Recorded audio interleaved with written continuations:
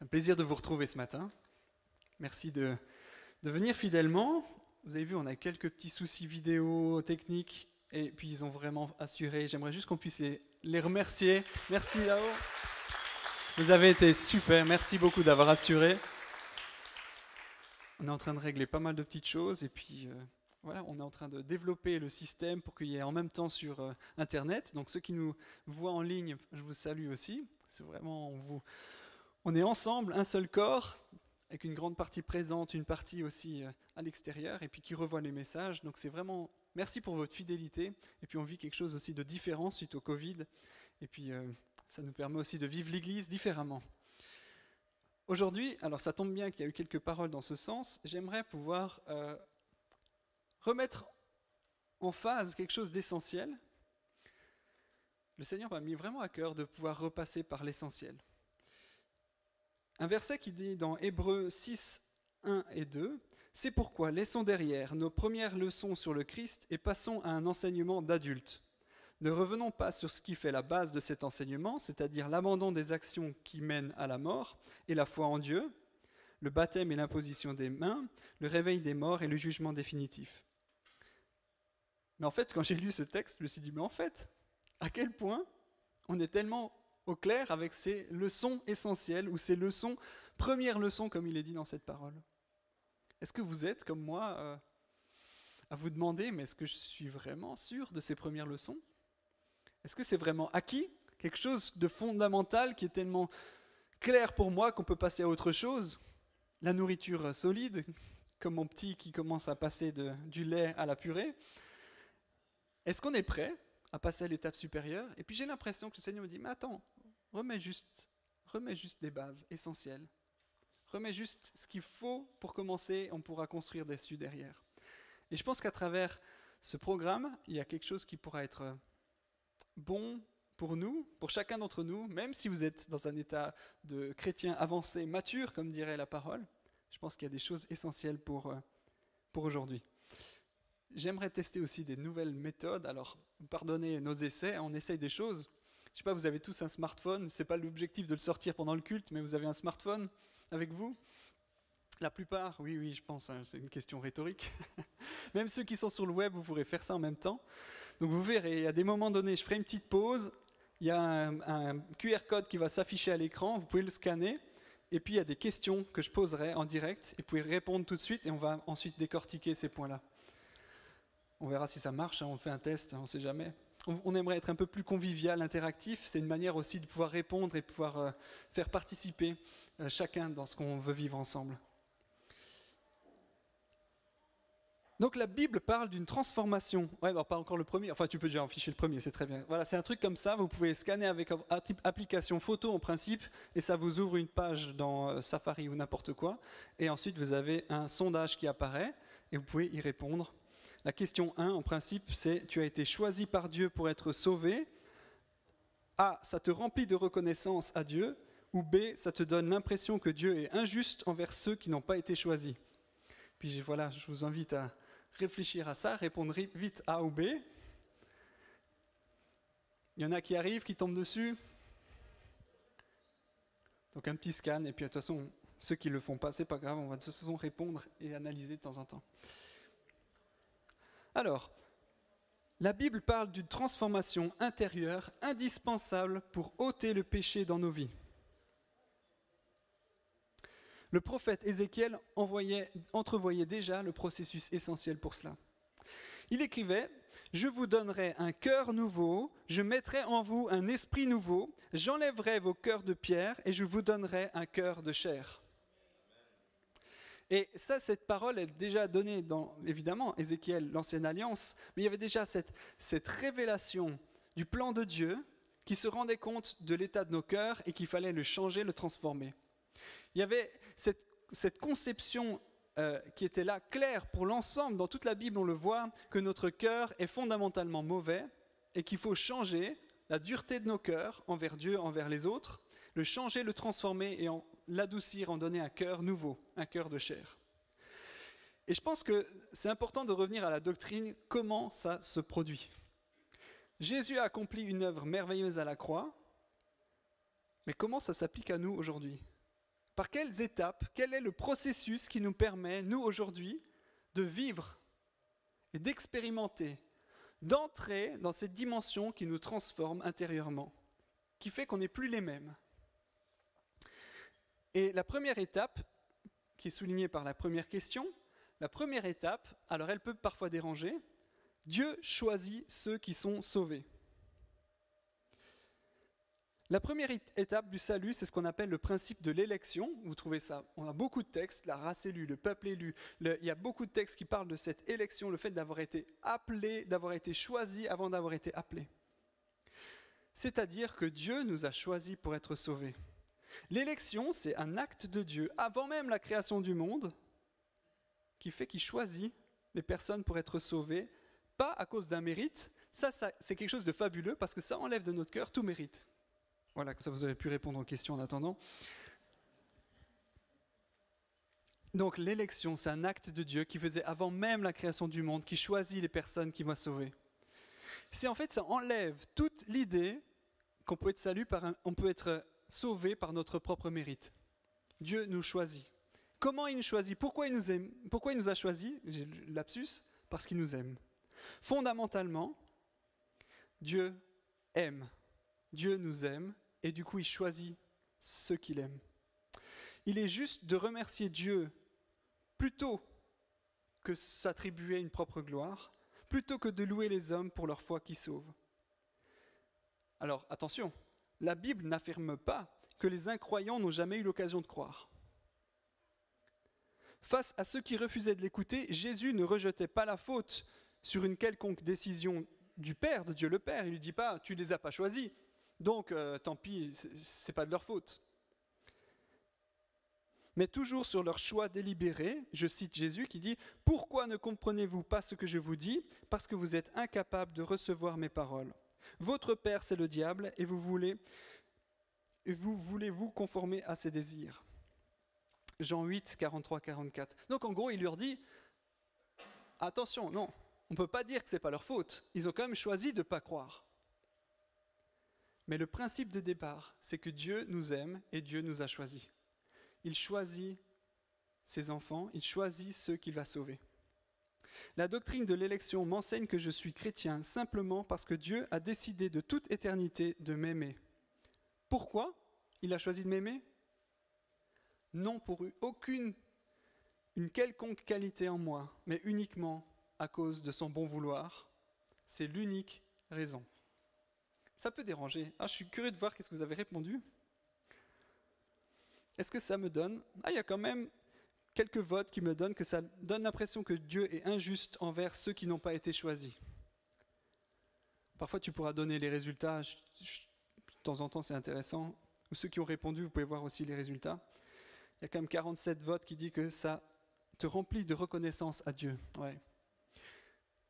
Mais c'est vrai qu'au fond de nous, il y a quand même un petit côté qui se dit, mais en fait, c'est peut-être pas juste. Pourquoi moi et pas mon voisin? Pourquoi moi et pas ceux qui m'entourent? Dieu est juste et il a choisi de m'aimer. C'est la seule raison et le seul objet de ma reconnaissance. Mon voisin, c'est sa décision d'être rebelle à Dieu s'il le choisit. Mais ce n'est pas à Dieu de pouvoir, à lui incomber la responsabilité que mon voisin ne choisisse pas Dieu. Mais c'est quand même quelque chose de fondamental et qu'on retrouve dans toutes les épîtres. Dieu choisit ceux qui sont sauvés. Le deuxième point, l'appel de l'évangile. Alors, est-ce que vous pouvez répondre aussi au sondage numéro 2, si tu peux afficher le QR code 2, l'appel de l'évangile, la proclamation du message de l'évangile. L'appel efficace est un acte de Dieu. En fait, au bout d'un moment, Dieu choisit, puis il appelle. C'est comme ça l'ordre qu'on voit dans les épîtres. Dieu choisit, puis il appelle. L'appel efficace, c'est quelque chose qui vient de la part de Dieu. Par le moyen de la proclamation de l'évangile, il appelle les hommes à lui. Cet amour, non seulement il choisit, mais ensuite il appelle. Il appelle par sa voix les personnes à venir. Et comment ça se fait? C'est lorsque l'évangile, la bonne nouvelle, est annoncée par le moyen de vous, de nous, des hommes et des femmes. Quand on annonce l'évangile, à un moment donné, les personnes entendent l'appel de Dieu dans leur cœur. Certains l'entendent, d'autres pas. Mais Dieu appelle ceux qu'il aime. Dans certains cas, l'action du Saint-Esprit dans les cœurs donne une telle puissance qu'un message qui paraît théorique, qui paraît être des faits de la mort et la résurrection de Jésus, devient d'un coup tellement forte que les hommes y répondent. Ça, c'est la puissance de l'appel. Est-ce que tu as entendu l'appel de Dieu dans ton cœur? Est-ce que tu as entendu cet appel qui était tellement fort et vibrant dans ton cœur que tu dis « Oui, je veux choisir de suivre Jésus ». Et pour que ça puisse marcher, comme j'ai dit, la condition, c'est que l'évangile soit annoncé, que la bonne nouvelle soit annoncée. Comment voulez-vous que les personnes entendent l'appel de Dieu s'ils n'entendent pas l'évangile être annoncé et proclamé? Donc c'est tellement important pour nous de pouvoir continuer à annoncer la bonne nouvelle, parce qu'à un moment donné, le Saint-Esprit touche les cœurs des personnes et permet d'y répondre et d'entendre cet appel du Père. Et je pense que c'est important de pouvoir se demander, mais c'est quoi ce message de l'Évangile? J'aurais voulu faire dans le sondage, on ne pouvait pas proposer soi-même des choses, mais en quoi consiste le message de l'Évangile? Est-ce que vous êtes prêts à pouvoir le proposer à votre voisin, à votre famille? Est-ce que vous êtes prêts à annoncer les choses clés qui annoncent l'Évangile? Je trouve que c'est tellement important. Et je vais vous donner juste 3 exemples, 3 clés, 3 versets qui sont, bien sûr, pas exhaustifs, de loin pas, mais il faut pouvoir en parler. Il faut être prêt à pouvoir l'annoncer. 1. Tous les hommes ont péché. Romains 3, 23. Tout le monde a péché. Tous, sans exception. Deuxième chose, le salaire que mérite notre péché, c'est la mort. Romains 6, 23. Donc tous ont péché et le salaire du péché, c'est la mort. Et troisième étape, Jésus-Christ est mort pour subir le châtiment de nos péchés. Romains 5, 8. La progression du message de l'Évangile doit pouvoir au moins contenir ce message. On est tous coupables.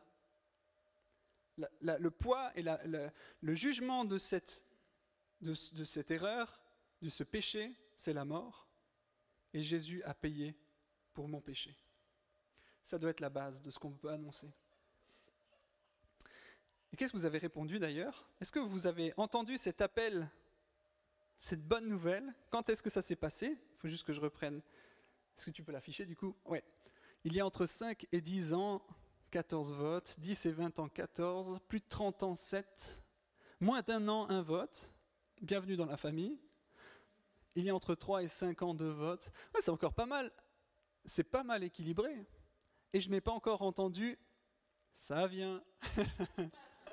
Ça vient.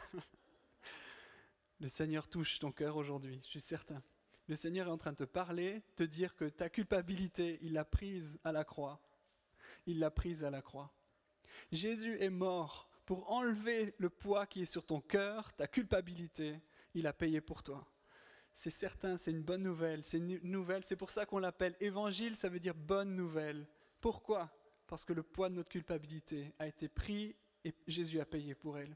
Quelle bonne nouvelle! Est-ce qu'aujourd'hui, si tu entends le message de Christ, ne résiste pas, laisse-toi toucher. C'est aujourd'hui peut-être l'appel de l'évangile, la deuxième étape. Troisième étape, la nouvelle naissance. La nouvelle naissance est un acte de Dieu par lequel il nous communique une nouvelle vie spirituelle. C'est un processus dans lequel on est passif. Enfin, je ne pense pas que vous avez été très actif dans votre naissance physique. Vous n'avez pas participé d'une manière quelconque à essayer de vous extirper du ventre de votre maman. La nouvelle naissance, c'est du même principe. C'est passif. Dieu crée en nous une nouvelle vie. Il fait qu'on naît de nouveau à l'intérieur. Lorsque nous entendons l'Évangile, Dieu parle par son intermédiaire pour nous appeler à lui et pour nous donner une nouvelle vie spirituelle. Et d'un coup, on répond par la foi et on croit ce qui a été donné. S'il n'y a pas la nouvelle naissance en nous, on ne peut pas répondre par la foi. C'est la condition qui permet que notre oui, notre réponse vienne, il y a la nouvelle naissance. C'est seulement lorsque nous répondons à l'appel de notre foi que nous savons que nous sommes nés de nouveau. La foi est le signe de l'œuvre intérieure de Dieu en nous. Lorsqu'on croit, lorsqu'on saisit ce message et on se l'approprie, on est né de nouveau. Il y a quelque chose qui s'est passé à l'intérieur. On a pu saisir l'appel de Dieu qui pouvait rester dans nos émotions, dans nos sens quelque part. Il y a quelque chose qui s'active dans notre être intérieur et on le saisit et on le croit et d'un coup, il y a une nouvelle naissance qui vient. La foi, mes amis, la foi que vous avez en votre Dieu, la foi qui saisit ce que Jésus a fait à la croix pour nous, c'est le signe de notre nouvelle naissance. Quatrième étape, la conversion. Notre réponse par la foi et la repentance. La conversion est notre réponse volontaire à l'appel de l'Évangile par lequel nous nous repentons sincèrement de nos péchés et plaçons notre confiance en Dieu. La conversion, c'est 2 étapes, toujours. On ne peut pas dire dans quel ordre. Il y a un moment donné, si on veut choisir Christ, il faut renoncer à son ancienne vie et à ses péchés. Ou il faut renoncer à ses péchés, se tourner vers Christ. La Bible n'est pas claire dans quel sens, peu importe. Mais il ne peut pas y avoir A et B à un moment donné. C'est on sort de l'un et on va vers l'autre. Et ça, c'est le processus qui permet que la vie s'active en nous. Il faut renoncer à sa vie passée. Il faut renoncer au péché. Il faut dire non à notre vie, aux dépendances, à la vie, à tout ce qui pourrait être mauvais dans nos cœurs et dire « Je choisis Christ. Je choisis de me tourner vers Jésus. » Il s'agit d'un tournant spirituel par lequel l'homme se détourne du péché pour se tourner vers Christ. Et il ne s'agit pas seulement de connaître le message, ni seulement d'être d'accord avec ce que Christ a fait pour nous. L'accepter, ce n'est pas encore suffisant. Il s'agit surtout de décider dans son être intérieur de dépendre de Jésus pour notre salut. C'est quelque chose de plus profond que simplement intellectuel ou émotionnel. C'est à un moment donné, on choisit, on se met en route, on se détourne de nos péchés et on choisit de suivre Christ qui est ma seule option pour mon salut. C'est ma seule option pour être en paix avec Dieu. C'est ma seule option pour que mes péchés soient pardonnés et pour que je puisse être en paix avec Dieu.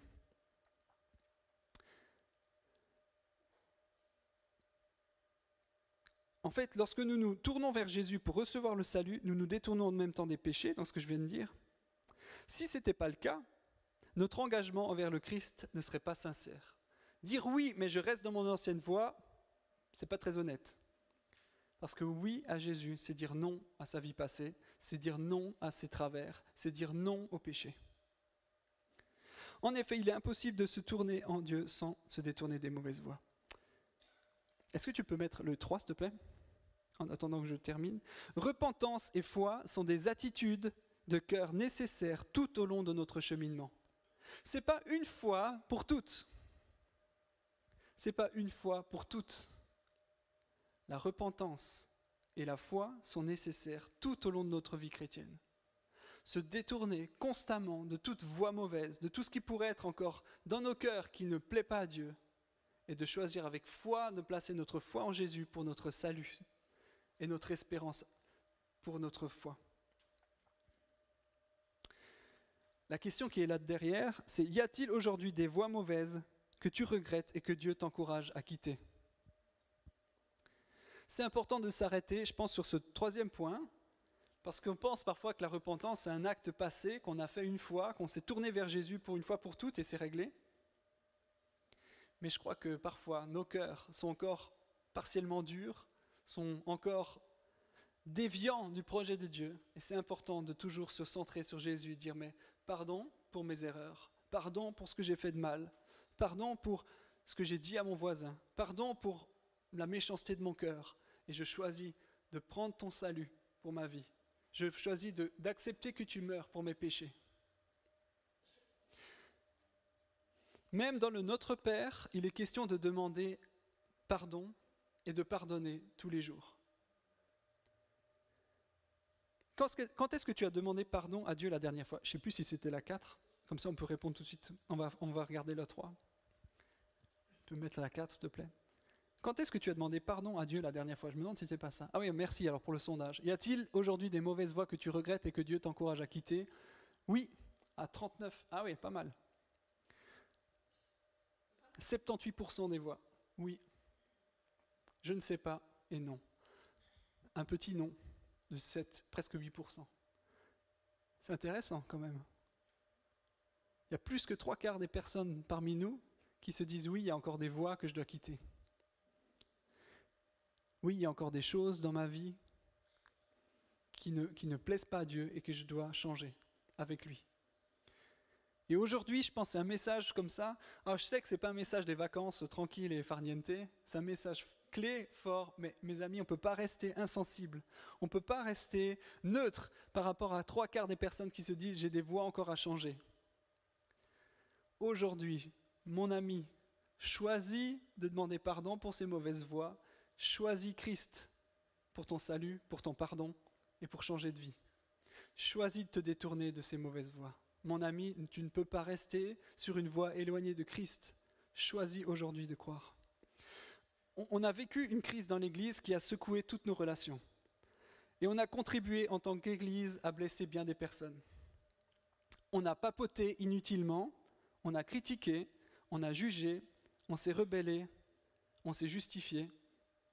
Centre de vie, je pense qu'il est temps de demander pardon à Dieu et aux personnes. Quelques versets qui m'ont frappé ces derniers temps. Matthieu 5, 23, 24. Donc supposons ceci, tu viens présenter ton offrande à Dieu sur l'autel, et à ce moment-là, tu te souviens que ton frère ou ta sœur a quelque chose contre toi. Alors laisse ton offense à cet endroit, devant l'autel, et va d'abord faire la paix avec ton frère ou ta sœur. Ensuite reviens et présente ton offrande à Dieu. Alors, il y a quelques salves, la suivante. Je veux donc que les hommes prient partout en levant les mains, ils doivent le faire avec un cœur pur, en abandonnant toute colère et toute dispute. 2 Timothée 2,8. Une suivante. Mais rejette les discussions inutiles et stupides. Tu le sais, elles provoquent des disputes. Et un serviteur du Seigneur ne doit pas se disputer. Je l'aimais bien celle-là quand même. Les discussions inutiles et stupides. Est-ce que ça ne nous arrive pas de papoter sur des situations, sur des gens, sur des choses, de manière inutile et stupide ? Tu le sais, elles provoquent des disputes. Ça change notre regard sur les gens, sur les choses, et à force, ça sépare. Frères et sœurs chrétiens, ne dites pas du mal les uns des autres. Celui qui dit du mal d'un frère ou d'une sœur, qui les juge, dit du mal de la loi, et il juge la loi. Jacques 4, 11. Dire du mal, c'est condamner, c'est juger, et Dieu n'approuve pas ça. Et une petite dernière pour la route. Ne gardez pas dans votre cœur le mal qu'on vous a fait. Ne gardez pas dans votre cœur le mal qu'on vous a fait. Ne vous énervez pas, ne vous mettez pas en colère. Faites disparaître de chez vous les cris, les insultes, le mal sous toutes ses formes. Mes amis, le standard, il est quand même pas mal haut. Quand on se rend compte que Dieu est intransigeant avec la manière dont on se comporte les uns les autres. Et je crois que c'est tellement important aujourd'hui de pouvoir, en tant qu'assemblée, libérer notre cœur de tout ce qui aurait pu être déposé par nos mauvaises attitudes, de tout ce qu'on aurait pu dire, penser, papoter, blablater sur des choses et des gens. Demandez pardon. Si aujourd'hui il y a quelque chose, il y a quelqu'un qui vous vient en tête, mettez-vous dans l'agenda, il faut parler avec cette personne. Il faut la recontacter, lui demander pardon, rétablir la relation. Que ce soit des gens d'ici, d'ailleurs, peu importe. Rétablissons des relations saines. Moi, je l'ai fait cette semaine, Héloïse le sait, j'ai repris contact avec des anciens collègues juste pour être sûr que la relation soit claire et nette. Ça me semblait important. D'un coup, je me suis dit, ça fait un moment que je n'ai pas parlé, il y a peut-être quelque chose. Juste que ce soit clair. Mes amis, si tu crois que quelqu'un a quelque chose contre toi, abandonne ton offrande, va régler la chose. Et je crois qu'aujourd'hui, c'est un temps où on peut vraiment ensemble, en tant qu'assemblée, demander pardon à Dieu, demander pardon aux autres. S'il y a quelque chose qui se passe entre vous, entre nous, libérons. Libérons le pardon, libérons l'autre. C'est tellement important. La repentance, mes amis, fait partie du chemin chrétien. On demande dans la prière quotidienne, c'est la moitié. Eh bien, déjà, bravo, bien joué. Je vous encourage vraiment à libérer le pardon et à pardonner. Et à demander pardon, je veux dire, dans les deux sens, quotidiennement. Pour que dans la relation avec Dieu, on se sente pur, purifié de toutes choses et envers les hommes aussi. Je vous encourage, mes amis, à continuer. La semaine dernière, c'est déjà bien, il y a moins d'1 heure, c'est pas mal. Mes amis, on est loin d'être sur un idéal pur et sain complètement. Mais notre challenge, notre défi, c'est d'éviter de rejeter les discussions inutiles, d'être intègre jusqu'au bout et de pouvoir vivre cette repentance au quotidien. Est-ce que tu peux passer, je crois, le QR4, je ne sais plus, il faut que je revoie la question, ça on passe au point suivant. Ou c'était le 4 ou le 5, je ne sais plus. 4, merci. 5. Il veut pas s'actualiser. Voilà, tac. Voilà, celui-là, le 5. Question 5, bien joué. Ça serait bien si j'arrivais à lire ce que c'était, parce que j'arrive plus à le voir. Merci. Est-ce que tu penses que quelqu'un a quelque chose contre toi en ce moment? Oui, c'est vraiment dans cette thématique de ce qu'on vient de dire. Est-ce que tu penses que quelqu'un a quelque chose contre toi en ce moment?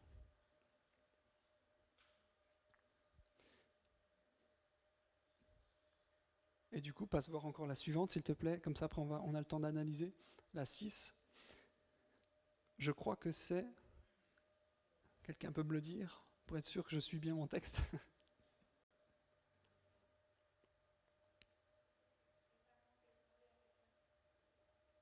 Est-ce que tu as mal parlé de quelqu'un? C'est ça, oui, ces derniers temps.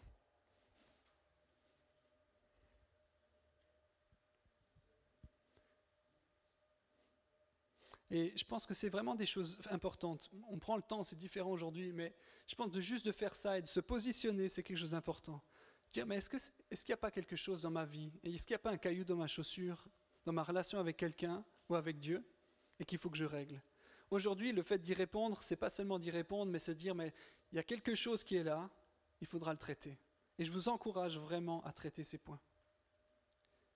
Et puis, il me semble qu'il y a la petite dernière pour cette section.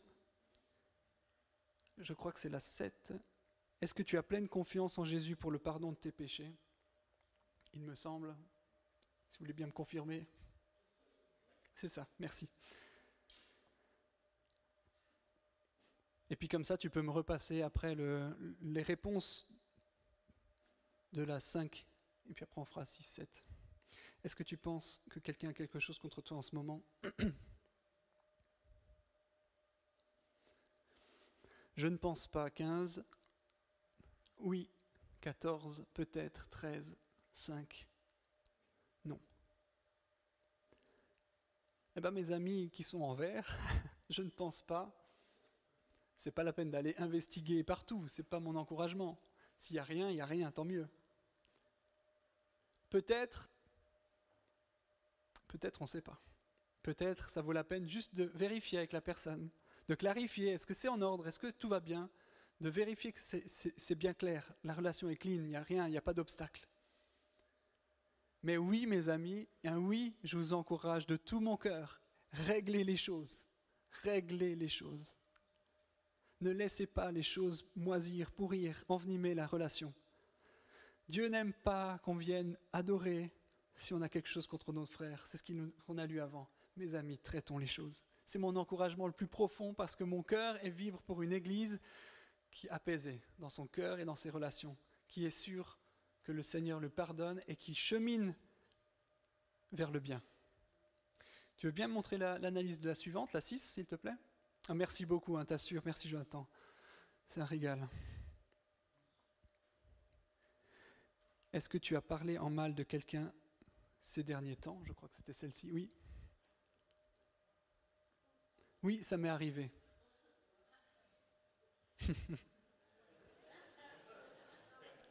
Là, quand même, c'est frappant. Mais d'un côté, ça me rassure et ça me fait beaucoup de bien parce que vous êtes honnête. Il y a 2 saints, ouais. Jamais, c'est beau. Mais merci pour les 2 saints, on a besoin de vous. Ouais, c'est ça, il y a des anges dans la pièce. Mais je trouve intéressant de voir qu'on est quand même tellement à nous rendre compte qu'on fait du mal aux autres et que c'est important qu'on traite la chose. On ne peut pas rester comme ça avec ce constat-là. La repentance, mes amis, cette 4e étape, la conversion qui permet de changer de voie, de se détourner de sa mauvaise voie et de suivre Jésus, elle est importante à vivre quotidiennement. Voilà où je voulais en venir, et puis qu'on puisse vivre ça ensemble, en tant qu'assemblée. Changeons nos voies. les discussions qu'on a pu avoir, fini, basta. 5e étape. Ah non, il y avait encore, est-ce que tu as pleinement confiance en Jésus? Merci beaucoup pour la suivante.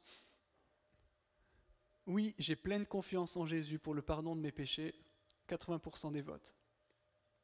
Oui, mais je doute lorsque je pêche. C'était sur ce point-là, en fait, que j'ai créé ce sondage, parce que je me suis demandé, mais est-ce qu'on est vraiment sûr d'être pardonné lorsqu'on pêche et qu'on demande pardon profondément? Je pense que c'est important de revenir sur ce point-là, et c'est pour ça qu'on va passer à l'étape suivante, la justification. Parce que lorsque Jésus fait son œuvre... Attends, pas encore la question. Ah si, tu peux y aller. Comme ça, on avance. La 5e étape du processus s'appelle la justification. C'est un acte juridique. Je sais qu'il y a des juristes, on en a dans le conseil, Yann, je ne sais pas si tu nous regardes. En tout cas, dans le processus de la justification de la grâce qui s'applique à nous, il y a un acte juridique. Comment ça marche? Dieu doit juger le péché. Et à un moment donné, la justification est un acte juridique instantané par lequel Dieu considère que nos péchés sont pardonnés et que la justice de Christ nous appartient et nous déclare juste à ses yeux. En fait, justifier, c'est déclarer juste non sur la base de nos œuvres, pas parce qu'on a fait quelque chose de bien, pas parce qu'on est bon intrinsèquement, mais c'est un jugement de Dieu en réponse à notre foi. Lorsqu'on place notre espoir en Jésus pour pardonner nos péchés, la justice de Dieu vient et nous pardonne complètement et nous applique la justice de Jésus. C'est 2 étapes. Dépouiller le mauvais manteau et revêtir la justice de Christ. En fait, si on faisait que pardonner les péchés, si on effaçait simplement l'ardoise, on se retrouvait dans le même état que Adam, avant même qu'il pêche. C'est un état de neutralité à l'égard de Dieu. Mais ce que Paul dit, il y a quelque chose de plus, c'est qu'on revêt la justice de Christ sur nos vies. On devient non seulement neutre, mais on a quelque chose de plus, on a la justice de Jésus, on a le vêtement blanc de Christ sur nos propres vies et on devient accepté par Dieu, on devient juste à ses yeux, on devient justifié, prêt à entrer dans sa présence, justifié. Il y a quelque chose c'est un don gratuit et immérité. Dieu déclare que nous n'avons aucun châtiment à subir pour le péché et que nous avons les mérites d'une justice parfaite, pas parce qu'on fait, mais par la foi, parce qu'on croit en Jésus. La justification vient de la foi seule. Si le salut est un don gratuit qu'on reçoit par la foi seule, alors quiconque entend l'Évangile a cette espérance, qu'il peut lui aussi obtenir la vie éternelle, puisqu'elle est offerte gratuitement. Mes amis, le salut est un don gratuit. La justification est un cadeau gratuit. Saisissons-le par la foi. Ne restons pas dans cette part qui doute du pardon de ses péchés, qui doute de la puissance du pardon de Dieu et de sa relation avec Dieu. La foi nous permet d'être assurés définitivement que la justice de Christ s'applique à nous, que nous sommes justifiés, que notre relation est purifiée avec Dieu et que nous avons la justice de Christ sur nos épaules. C'est mon assurance, sinon je ne pourrais pas m'approcher de Dieu avec assurance. Je ne pourrais pas entrer dans la présence de Dieu si je n'avais pas cette assurance d'avoir revêtu le manteau de justice de Jésus qui me purifie, qui me lave et qui me donne sa justice. La justification, c'est quelque chose de définitif. Mon ami, toi qui doutes, prends par la foi le fait que Jésus t'a pardonné, t'a libéré définitivement. Que ta foi ne soit pas vacillante, saisis-le. Tu es justifié si tu crois en Jésus pour le pardon de tes péchés. Si tu crois et saisis ça par la foi, il n'y a pas de doute possible. Ton pardon est acquis. Tu es déclaré non coupable et justifié. Juste aux yeux de Dieu. Et ça, c'est merveilleux. Du coup, est-ce que vous m'avez répondu avant d'avoir écouté ce que j'ai dit? As-tu conscience que tu as été déclaré juste une fois pour toutes? Ah, c'était déjà la suivante, pardon. Alors celle-là, je l'ai zappée parce que ça me paraissait évident, je pense. Ça, c'est la suite. Alors, on va analyser ça après, s'il te plaît. La 6e étape, c'est l'adoption. Magnifique étape, je ne vais pas m'étendre trop longtemps. L'adoption est un acte de Dieu par lequel il nous fait membres de la famille de Dieu. Il nous accorde les privilèges de devenir enfants de Dieu. Cette adoption dans la famille nous fait participants d'une même famille ensemble. Elle a un double effet. Non seulement on est reliés à Dieu, mais on est reliés entre nous qui croyons. Et ça nous fait entrer dans la famille spirituelle. C'est pour ça qu'on parle d'être dans une famille spirituelle au centre de vie, parce qu'il y a plein de petites sous-familles par rapport à la manière dont on est les uns les autres. Mais on est fondamentalement, tous les chrétiens, membres d'une seule famille. La famille adoptive, la famille des enfants de Dieu. Le témoignage du Saint-Esprit dans nos cœurs nous permet d'affirmer que nous sommes enfants de Dieu. Dans notre cœur, le Saint-Esprit parle et nous dit « mais tu es enfant de Dieu ».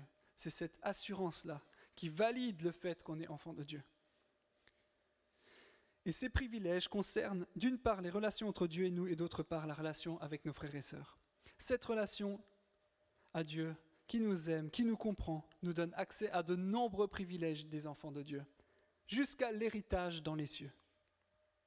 Ça comprend tellement de bonnes choses. D'être enfant de Dieu, c'est la belle part qui appartient à ceux qui sont justifiés. C'est le fait d'entrer dans une relation privilégiée avec Dieu et avec les autres. Et mes amis, il faut qu'on puisse entrer plus dans cette part-là, de se rendre compte de ce que ça veut dire d'être privilégié, d'être enfant de Dieu, d'être frère et sœur. Et je pense qu'on a tout un chemin, je ne vais pas m'étendre peut-être aujourd'hui, c'est une autre thématique, on a déjà abordé quelques fois. Mais saisissons, c'est une étape nécessaire, on se sent, le Saint-Esprit nous dit, tu fais partie de la famille, tu es enfant de Dieu, Abba Père.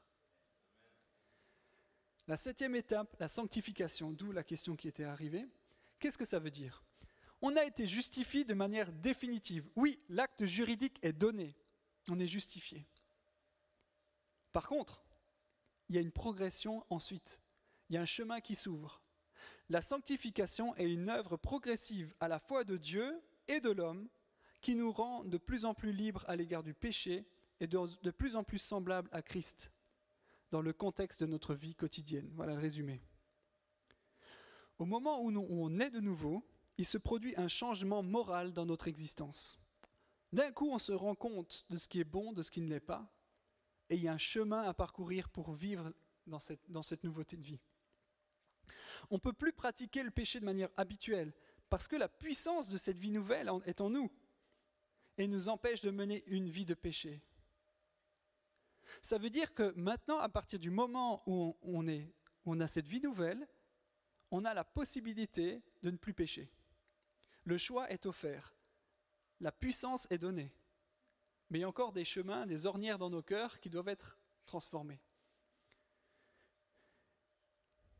Tout au long de la vie chrétienne, Paul dit « Nous tous sommes transformés en son image dans une gloire dont l'éclat ne cesse de grandir. » La sanctification implique une ressemblance croissante à Christ dans nos pensées, dans nos paroles et dans nos actes. C'est quelque chose qui mène vers la ressemblance à Christ. C'est du présent continu, c'est quelque chose qui emmène vers une trajectoire qui ressemble à Christ. La vérité biblique, alors je cite John Piper, la vérité biblique réside dans le paradoxe des évangiles, dans lequel Dieu provoque le miracle d'adoucir nos cœurs. Dieu en est la cause décisive, mais mon action est une part réelle et essentielle du miracle qui se produit. En gros, Dieu fait le miracle de nous changer. Mais nous sommes acteurs, participants. Mon action est une part réelle et essentielle du processus. Mes amis, on doit devenir collaboratifs avec Dieu pour que nos vies changent. La possibilité, le miracle est là, mais il faut le prendre, le saisir pour changer de gloire en gloire. On ne peut pas rester passif dans ce processus, on ne peut pas rester inactif là-dedans en disant « Dieu change-moi et je retourne à mon péché ». Dieu change-moi, mais je continue à mentir. Dieu change-moi, mais je retourne dans mes mauvaises voies. On devient participant, collaboratif avec Jésus pour changer nos cœurs, changer nos vies. Et c'est particulièrement le Saint-Esprit qui agit en nous pour nous changer et nous sanctifier. C'est le Saint-Esprit qui produit en nous l'esprit, le fruit de l'esprit, pardon. Mais par contre, il est dit aussi, c'est intéressant. Alors ça, j'ai découvert d'une manière assez claire, parce que je connaissais très bien ce verset que je vous ai lu en introduction. Je vais vous relire.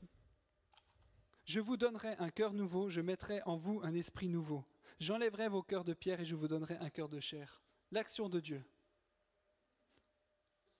Mais on trouve également dans Ézéchiel 36, 26, « Changez vos cœurs et vos esprits. » Alors ça, c'est comme différent.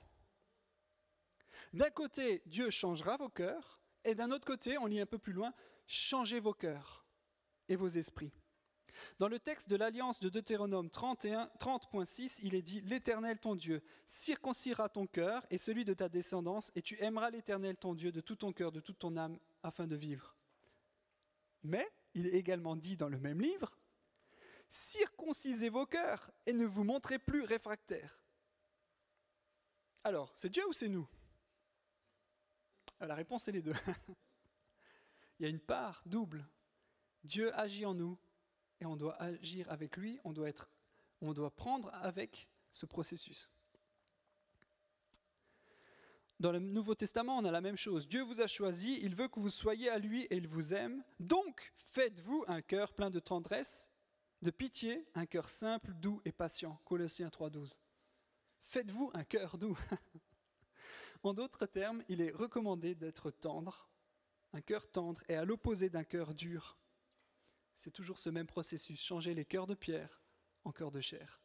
Et là-dedans, le miracle est acquis à la croix, mais on doit participer et y entrer. Est-ce qu'on peut voir les résultats du sondage, s'il te plaît, le précédent ? Je crois que c'était le 7, il me semble. En 8. Où en es-tu dans ta ressemblance à Christ ? Je vois des progrès, mais le chemin est encore long, alors c'est plus de la moitié, effectivement. Ça progresse bien lorsque je regarde en arrière. Loin, très loin, 11%. Et ça commence à y ressembler sur des points. C'est bien, vous êtes humbles. Et je crois qu'on a tous à se rendre compte que le chemin est loin parce que l'idéal de Christ est élevé. Le standard de Christ est haut. Et on ne doit pas juste être en demi-mesure avec ça. On ne doit pas se contenter de là où on en est. Et l'objectif, c'est tendre à Christ, avoir des cœurs doux, des cœurs humbles, des cœurs droits, des cœurs simples. La transformation de nos cœurs est essentielle. Et on doit pouvoir avoir envie de tendre vers Christ, tendre vers cette ressemblance à Christ. Tu veux bien me mettre du coup le barcode suivant ? Et je pense que cette sanctification, c'est essentiel dans notre vie de chrétien. On doit choisir de se détourner des mauvaises voies. Mais la puissance du Saint-Esprit vit en nous. Et il permet de faire sortir le bon fruit. Mais on est acteur avec Dieu.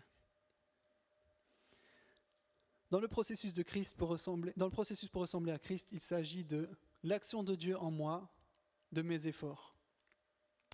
Vous n'étiez pas si mal en fait.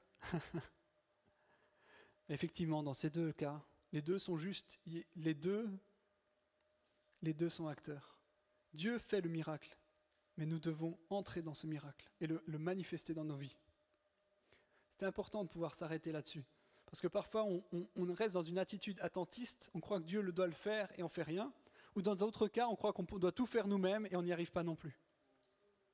Et les deux sont faux. Et les deux sont justes quand même.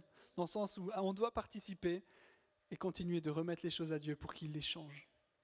C'est main dans la main, ensemble, changeons les choses. Changeons notre cœur, mes amis. Changeons le cœur de l'Église. Changeons nos propres vies. Que Dieu fasse le miracle dans nous. Je vais aller assez vite sur la fin parce que c'est plutôt, je pense, une thématique pour un prochain message. Mais je pense que c'est important de vous montrer complètement le processus jusqu'au bout. La suite, c'est la persévérance.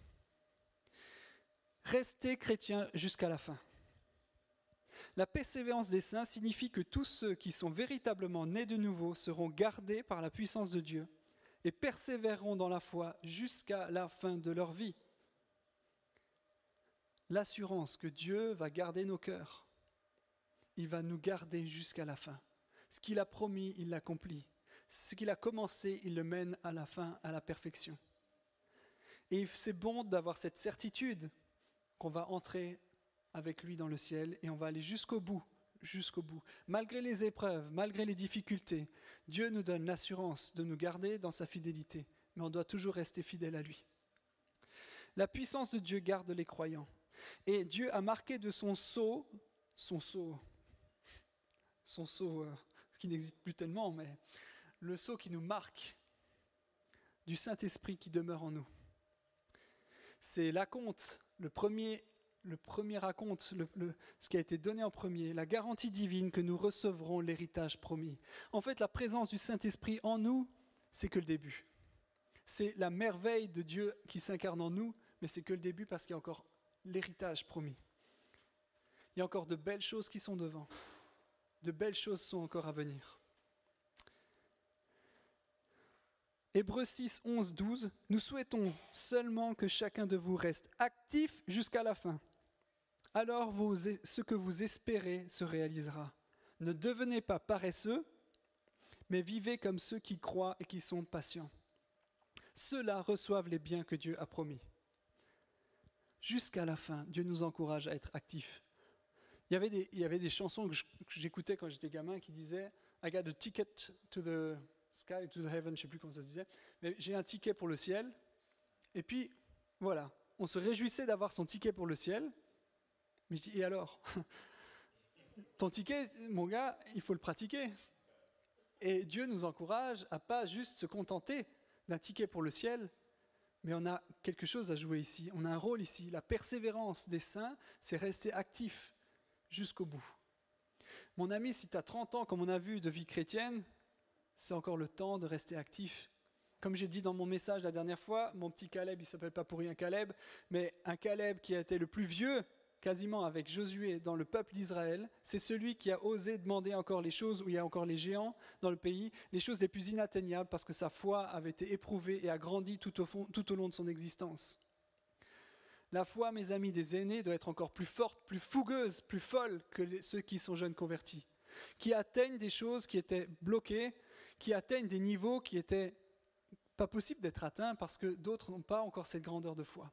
La foi doit grandir jusqu'au bout, elle doit pouvoir être active jusqu'au bout, elle ne doit pas rester passive jusqu'à dire « bon, ben, maintenant je suis sauvé, adieu vat ». On doit pouvoir être collaborant avec Christ jusqu'au bout.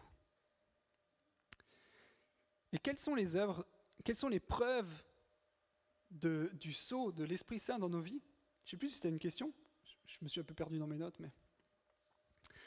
Le témoignage de l'Esprit qui atteste à nos cœurs que nous sommes enfants de Dieu. Ça, c'en est une. Le fruit de l'Esprit, c'est notre preuve, le changement de notre caractère. Troisième chose, l'impact de nos vies sur les autres. Ça, c'est encore une preuve. Quand on voit les changements, quand d'autres disent « Ah, quand tu es là, ça change, l'atmosphère change. » Quand d'autres disent « Ah, j'aime quand vous êtes présent, quand on est dans votre maison, il y a quelque chose de différent. » Quand vous changez l'atmosphère dans l'entreprise. Une vie obéissante aux commandements et qui manifeste l'amour. Ah oui, il y avait ça. Mais c'est bien équilibré, ça me plaît. Une vie obéissante aux commandements et qui manifeste l'amour. Effectivement, l'ensemble témoigne que l'Esprit Saint est actif en nous et que ça doit continuer à se développer jour après jour jusqu'à la fin. Et Dieu assure que jusqu'au bout, on va pouvoir arriver à la mort jusqu'à la perfection. On ne va pas atteindre la perfection à la mort, mais on va persévérer jusqu'à la mort. Et on va ressembler de plus en plus à Christ. Et donc je parle de la mort, 9e, juste avant-dernier point, je ne vais pas faire long. Nous sommes toujours dans un monde déchu. Tu peux mettre le QR code suivant d'ailleurs. Et notre expérience du salut reste incomplète. Sois fidèle jusqu'à la mort et je te donnerai la vie comme prix de ta victoire. Dans Apocalypse. La mort n'est en aucun cas une punition pour nos péchés, mais c'est un chemin par lequel Dieu nous fait passer pour augmenter notre ressemblance à Christ. Il y a un moment donné, on stagne, et puis la mort est un passage. Et il y a un verset qui m'a beaucoup touché ces temps, ils n'ont pas aimé leur vie jusqu'à redouter de mourir. En gros, quand il y a un témoignage dans Apocalypse, qui dit, mais ils se sont tellement pas attachés à leur vie, ils n'ont tellement pas aimé ce qui était présent, c'est pas de se désintéresser complètement de la vie présente, mais on s'est tellement pas attaché aux choses d'ici, que mourir, c'est qu'un passage. Et Dieu veut nous amener quand même dans une phase où on ne s'attache pas trop ici, dans le sens où on n'est qu'une tente. Paul dit, je suis dans une tente ici. Ma vie est qu'un passage. Il y a toute l'éternité derrière. Et on ne peut pas juste se dire que on est dans un temps où on ne peut pas juste croire que l'attachement à la terre est important au point que ça nous empêche de voir ce qu'il y a derrière. On ne peut pas rester tellement bloqué sur nos sécurités, sur l'argent, sur les propriétés, sur les relations, sur tout ça. Au bout d'un moment, libérons-nous de tout ça. La vie, la mort n'est qu'un passage vers l'héritage complet. Tous les êtres humains meurent parce qu'ils sont unis à Adam. De même, tous vont recevoir la vie parce qu'ils sont unis à Christ. 1 Corinthiens 15, 22. L'espérance, c'est la vie avec Christ. Il y a quelque chose après. Et je pense qu'on va s'étendre une fois plus là-dessus. La question c'était, est-ce que la mort te fait peur ? Oui. Non, pas du tout. Un peu plus d'un tiers. Non, ça va. Encore un petit tiers. Mais oui, beaucoup. Il y a quand même un quart des personnes qui pensent que la mort fait peur. Oui, un peu et oui, beaucoup. Presque un tiers. Et ça m'interroge. Ça va renforcer mon idée qu'il faudra qu'on en parle un peu plus. Mes amis, la mort, c'est un passage. C'est un passage qui libère des contingences humaines, qui libère de la maladie, de la peur, qui libère de tout ce qui se fait souffrir. Et on arrive vers un héritage glorieux qui est derrière. La mort est un passage. Et je ne m'attache pas à ma tante. Je disais à Héloïse, si vous n'étiez pas là, moi j'aurais qu'une envie, c'est rejoindre le Seigneur. Et à un moment donné, je n'ai pas envie de rester là. Mon envie, c'est rencontrer mon Dieu, mon Seigneur, celui qui m'a tellement aimé. Le rencontrer, l'aimer, être tout le temps avec lui. Et ça doit habiter nos cœurs. Ça doit nous réjouir de se dire, mais en fait, je vais passer un cap, la mort, et je vais retrouver mon Seigneur. Ma grand-maman me disait, je me réjouis, elle était sur son lit de mort, je vais enfin retrouver mon Seigneur. Et je lui dis, mais passe-lui le bonjour. J'étais petit. Mais dans l'idée, mais c'est tellement bon de se dire, mais je sais, je suis en paix. Mes amis, que vous gagnez cette paix du passage vers Christ. Et il y a tellement de belles choses derrière. Et le dernier point, la glorification. Au retour de Christ, nous recevrons un corps de résurrection. La glorification est l'étape finale de l'application du salut. Elle aura lieu lorsque Christ reviendra et qu'il ressuscitera les corps de tous les croyants, de tous les temps qui sont morts et les réunira à leur âme. De même, en même temps, il changera les corps de tous les croyants encore en vie, leur donnant ainsi un corps de résurrection parfait et semblable au sien. Nous vivrons dans des corps qui présenteront toutes les qualités que Dieu a voulu pour nous, et de cette façon, nous ne serons à jamais une preuve visible de la sagesse de Dieu, qui a créé toutes choses bonnes. À un moment donné, Christ revient. Il revient bientôt, et il nous prendra avec lui. Alors soit on est mort, et nos corps ressusciteront, soit nous sommes vivants et nous aurons des corps glorifiés. Mais cette espérance est certaine, elle est biblique, elle est basée. Nous aurons des corps nouveaux, glorifiés, qui permettent d'entrer et de vivre éternellement dans sa présence. Dans cette nouvelle création, il n'y aura plus d'épines, plus de chardons, plus de tremblements de terre, de tornades, plus de Covid, plus de serpents venimeux, ni de champignons vénéneux. La terre produira de bons fruits pour que nous en jouissions. Il y a de l'espérance, il y a l'héritage pour les enfants de Dieu. Il y a des choses belles qui sont à venir, mes amis, et Paul dit qu'on doit se réjouir des choses à venir, on doit se réjouir des choses qui viennent, et on ne peut pas juste rester dans quelque chose de théorique, il y a de belles choses qui sont à venir. Le plan de Dieu est de nous amener dans sa présence éternellement, avec des corps glorifiés, une création qui glorifie qui il est, à tout jamais. C'est bien au-delà. Et je discutais avec des amis, c'est bien au-delà du projet qu'on pouvait proposer comme initial avec Adam et Ève. Il y a quelque chose de beaucoup plus glorieux pour les enfants de Dieu, dans la présence de Dieu éternelle, avec des corps glorifiés. Mes amis, on ne revient pas comme le statut d'Adam et Ève, dans le jardin d'Éden, où Dieu venait se promener seulement le soir, on n'avait qu'un moment, un échange temporel. Il y a quelque chose de bien plus glorieux qui est derrière. Des nouveaux cieux, une nouvelle terre, où des hommes et des femmes comme nous, et comme vous et moi, seront glorifiés à jamais, sans aucune part de péché en nous, avec vraiment la gloire de Dieu qui se répand autour de nous, la nouvelle Jérusalem céleste, glorieuse, magnifique, où on pourra vivre éternellement avec le Seigneur. Il y a de l'espérance et le plan glorieux concerne tout cela. Changer nos cœurs. Et enfin, on aura des cœurs parfaitement selon son cœur. Des cœurs de chair qui aiment les autres, qui aiment Dieu de tout leur cœur, de toute leur force, de leur pensée. Mes amis, ça c'est le plan du salut. C'est le plan du salut en 10 étapes, mais c'est ce qui se passe. C'était important de revenir sur ces points-là. Je ne sais plus s'il y avait plus de sondage, je me souviens plus s'il y avait quelque chose. Mais l'idée c'était de pouvoir se dire, mais ensemble, faisons ce chemin, restons fidèles jusqu'à la fin, changeons nos vies de tout ce qui est mauvais, tournons-nous vers Christ et gardons le cap jusqu'au bout. Mes amis, ensemble, c'était important de nous rappeler de l'essentiel, non seulement pour nous, mais pouvoir aussi en parler autour de nous. Je ne sais plus, on en avait parlé, il y a quelqu'un qui parlait, je ne sais plus si toi qui parlais, tu as une parole pour parler autour de sa famille, pour avoir des nouvelles manières de communiquer. Communiquer l'évangile, c'est important pour que les gens entendent l'appel, entendent Dieu leur parler. Aujourd'hui, c'est le jour du salut. Mes amis, si on n'est pas capable de pouvoir présenter le message de l'évangile, en quoi ça consiste ? On est pauvre et on rate la possibilité que Dieu parle à chacun, à notre voisin, à notre famille. On ne peut pas rester comme ça, juste avec une théorie qui est partielle, qui est juste naissante. On doit avoir quelque chose de profond, de solide à présenter parce qu'on est sûr de notre salut. On est certain de là où on va et notre destinée est glorieuse. Mes amis, partageons cette bonne nouvelle autour de nous parce que le plan de Dieu est merveilleux. Le plan de Dieu est merveilleux et sa gloire s'étend dans nos vies de gloire en gloire. Progressons ensemble vers ce chemin de vie, ce chemin d'espérance et gardons cette foi active jusqu'au bout. Mes amis, prions et qu'on puisse vraiment se réjouir de ce que Dieu fait dans nos cœurs. Merci Seigneur pour le plan parfait que tu as prévu dans ta parole et que tu appliques dans nos vies. Ce plan parfait qui nous transforme de cœur de pierre en cœur de chair, qui transforme nos cœurs, qui ne nous laisse pas les mêmes. Merci Seigneur parce que tu as commencé cette œuvre dans beaucoup d'entre nous. Merci Seigneur parce que tu vas la mener à la perfection. Et on veut être actif avec toi. On veut entrer dans cette promesse à 100 à l'heure, à fond. On veut entrer dans cette transformation intérieure, cette transformation d'église qui nous permet de te ressembler de gloire en gloire.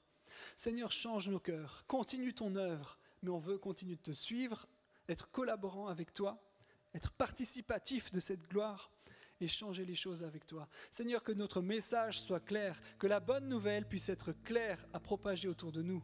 Que nous soyons des porte-paroles qui soient fidèles, que notre voix soit claire parce que tu parles à travers elle, parce que tu utilises nos vies pour changer les cœurs, pour changer notre environnement. Seigneur, continue de nous transformer, que toutes les relations qui ont été brisées, tout ce qui était mauvais dans nos cœurs soit changé. Merci Jésus pour la puissance de la croix qui pardonne, qui est efficace, qui nous justifie. Merci pour le pardon de nos péchés. Merci pour l'assurance du salut. Merci pour l'assurance du pardon de nos péchés qui change nos cœurs, qui nous transforme. Merci pour cette vie nouvelle en nous qui nous permet ensuite de te plaire, qui nous permet ensuite d'entrer dans une vie de foi. Merci Jésus pour la puissance de ton salut qui agit en nous. Donne-nous d'être fidèles. Donne-nous d'être conséquents avec. Donne-nous de pouvoir répandre cette bonne nouvelle, Seigneur. Donne-nous de pouvoir vivre de gloire en gloire. Et on compte sur toi, Seigneur. Tu as tout accompli. Tout nous vient de toi parce que tu nous as aimés. Tu nous as aimés le premier. À toi la majesté, la gloire, à tout jamais. Sois béni, Seigneur.